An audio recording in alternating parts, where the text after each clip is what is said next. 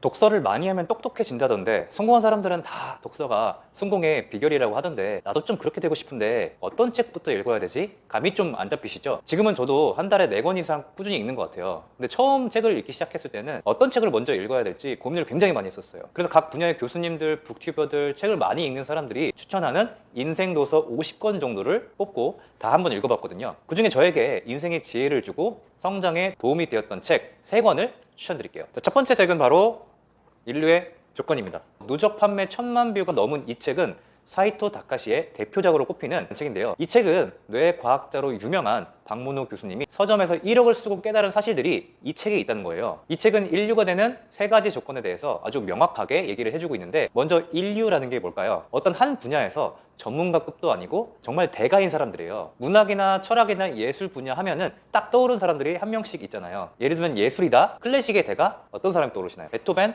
쇼팽, 모차르트 이런 사람들이 떠오르죠. 미술의 대가 피카소, 미켈란젤로, 이렇게 누구나 다 들어봄직한 사람들이 떠오르실 겁니다. 한 분야에서 대가의 경지에 오른 분들이 바로 저자가 말하는 인류인데요. 이 인물들이 되기 위해서 갖춰야 될 조건이 뭔가에 대해서 3가지로 요약을 해줍니다. 그 3가지는 바로 훔치는 힘, 요약하는 힘, 추진하는 힘입니다. 한 가지 조건씩 살펴보겠습니다. 먼저 첫 번째, 훔치는 힘입니다. 지식의 도둑이라는 말이죠. 모방은 창조의 어머니, 이런 말 되게 많이 들어보셨잖아요. 근데 모방하는 거, 훔치는 거 잘하는 사람들이 생각보다 것 같아요. 예를 들면 잘 훔치는 사람을 도둑이라고 하잖아요. 근데 도둑이 왜 돈을 훔칠까요? 돈이 없기 때문에 돈을 훔치겠죠. 만약에 도둑의 지갑에 100만 원이 있다면 훔치게 될까요? 잘 안 훔치겠죠. 훔쳐도 문제가 될 거예요. 지갑에 돈이 잘 안 드니까요. 따라서 책을 읽거나 교수님한테 수업을 받거나 이렇게 지식을 다른 사람들한테 훔칠 때, 그때 나의 지갑을 좀 비워야 한다 이 말입니다. 다시 말하면 지식을 받아들이는 입장에서는 자신의 의견이 울컥울컥 올라오는 것도 살짝은 피하는 거죠. 의외로 많은 사람들이 자기의 주장과 자기의 경험들이 있어서 그 지식을 단편적으로만 바라보거나 잘 훔치지 못합니다. 예시로 3명의 사람들이 얘기를 나누고 있다고 가정을 해볼 때, 한 친구가 호주에 한 5년 살다가 한국에 온 거예요. 그래서 한국과 호주의 문화 차이나 풍경, 역사 이런 얘기들을 하는데, 한 5일 여행 갔다 온 친구가 나도 거기 갔다 왔는데 이렇게 말하면서 5년 살다 온 친구 말마다 그건 아닌 것 같은데, 내가 갔을 때는 그랬는데, 이렇게 반박을 하는 거예요.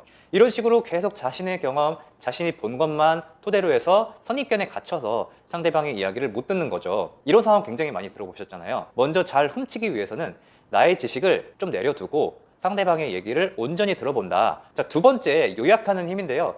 직장에서 회의들 많이 하시잖아요. 1시간 정도 이야기를 한다고 하면 팀장님이 한 40분 정도 말씀하시잖아요. 그리고 그 안에 지시사항이 굉장히 많죠. 그럼 회의 끝나고 팀원들끼리 무슨 얘기를 나눠요? 그래서 뭐 어떻게 하라는 거지? 나 무슨 일을 해야 될까? 이런 대화 여러분들 나누신 적 있으시죠? 책에서는 요약하는 힘에 대해서 설명을 해줍니다. 예를 들어서 30분 동안 스피치를 하게 된다면, 오늘 회의를 하게 된 이유는 이거 때문입니다. 이렇게 해서 목적을 전달하는 것이고요. 그리고 10분 정도 진행을 한 후에 요약을 합니다. 예를 들면 여기까지 요약하자면 이렇습니다. 정리된 사항은 이렇습니다. 그리고 마지막으로 결론을 요약합니다. 우리의 회의의 내용을 요약하면 결론은 이겁니다. 이렇게 요약을 하는 것에 대해서 중요성을 강조합니다. 그래서 이 책을 추천해 주신 박문호 박사님도 1시간 정도 강의를 하면 요약을 3번 정도 하신대요. 자, 3번째, 추진하는 힘입니다. 어떤 분야의 전문가가 되려면 10만 시간을 보내라는 말 들어본 적 있으시죠? 그런데 10만 시간의 법칙은 다른 것이 받쳐주지 않으면 효과가 없습니다. 지식은 일정한 속도로 차지 않고 어느 부분에서 계단식으로 점프를 하거든요. 따라서 10만 시간 갖고 되는 게 아니로 때에 따라 1000시간이 될 수도 있다는 거예요. 그래서 중요한 부분을 스스로 판단할 수 있어야 되고, 그 중요한 부분을 완전히 체화시킬 수 있도록 나의 의식 속에 꾹꾹 눌러서 소화를 하는 겁니다. 수업을 들을 때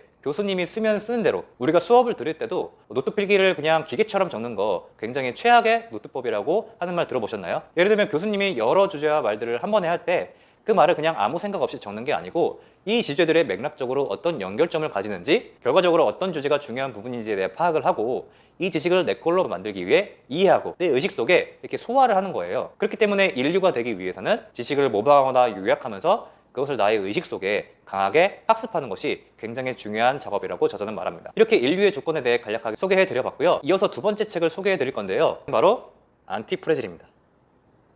미래의 불확실성을 어떻게 대처해야 되는지에 대해서 알려주는 책인데요. 바로 나심 탈레브의 안티프레질이라는 책입니다. 무려 33국에 출간이 되었고 뉴욕 베스트셀러로도 굉장히 유명한 책인데요. 이 책은 변화가 빨라지는 이 시대의 불확실성 속에서 더욱 강해지는 습성에 대해서 말하는 책입니다. 그 습성이란 이론에서 실행을 이끌어내지 말고 실행을 하면서 자신의 이론을 만드는 것이라고 말합니다. 교수님들의 말이나 대가들의 책 내용은 참고만 하는 거예요. 중요한 알맹이는 자신의 경험에서 만들어야 된다는 뜻입니다. 인생사 세용지마, 이 말 많이 들어보셨죠? 삶은 매번 우리가 예상하는 대로 흘러가는 게 아니라 언제든지 예상하지 못하는 일이 일어나는 불확실성의 연속인데요. 이런 불확실한 여러 일들을 경험이라고 생각하면서 적극적으로 좀 받아들이는 거죠. 그러면 갑자기 경험하지 못했던 새로운 게 나타나도 그냥 어깨 한번 익숙하고 뛰어들 수 있겠죠. 안티프레질에서는 이렇게 말합니다. 불확실성을 무서워하는 사람이 아닌 불확실성에 더 강해지는 사람이 되자. 그리고 마지막 추천 도서는 데이비드 브룩스의 바로 두 번째 산입니다.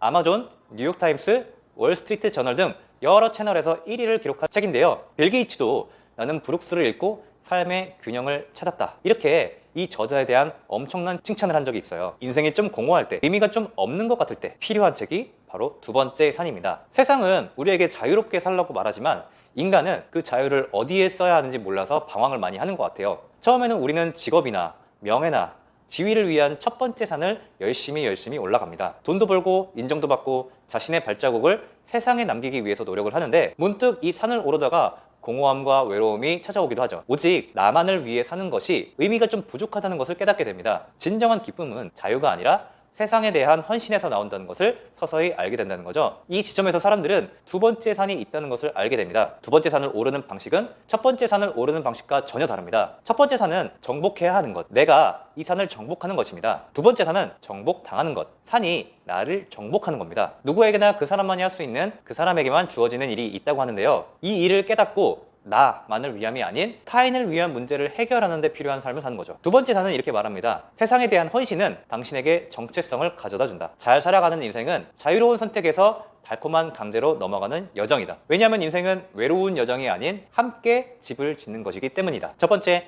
내가 인류가 되기 위한 조건에 대한 책, 인류의 조건. 두 번째, 불확실함 속에서 취해야 할 우리의 자세에 대한 책, 안티프레질. 세 번째, 물질적 성장이 다 이루어진 후에 우리가 취해야 할 자세, 두 번째 산. 이렇게 오늘은 많은 추천책들 중 3권을 뽑아 단계별로 추천드려봤습니다. 특히 두 번째 산은 제가 한참 헤매고 있을 때 도움을 많이 받았던 책입니다. 직업이나 명예, 지위를 얻기 위해 노력하면서도 문득문득 공허함과 외로움을 느꼈거든요. 이유를 모르고 방황을 많이 했었습니다. 그러면서 이 책을 접하고 제 나름의 소명의식을 갖게 됐는데요. 많은 사람들한테 도움이 되고 싶다, 세상에 기여를 하고 싶다, 이렇게 느끼게 되었고, 이렇게 멘탈 코치로 여러분들과 나누기 위한 영상을 찍게 되었습니다. 그 중에 몇 명의 수강생분들이 시련을 이겨낼 때 굉장히 많은 도움을 받았다, 이런 말을 해주실 때 정말로 뿌듯하고 기쁘더라고요. 그러면서 두 번째 산이 주는 인생의 충만한 의미를 좀 알게 되었던 것 같습니다. 여러분도 어떤 기점에서 헤매고 있을 때 제가 추천해드린 책들을 읽고 성장한 나, 더 나아질 가능성을 가진 나를 발견하시기를 제가 진심으로 기원하겠습니다. 평생 가는 습관을 즐겁게 만들어 강철 멘탈이 될 여러분을 응원드리는 멘탈코치 주필립이었습니다. 여러분의 구독과 좋아요는 멘탈코칭의 원동력이 됩니다. 감사합니다.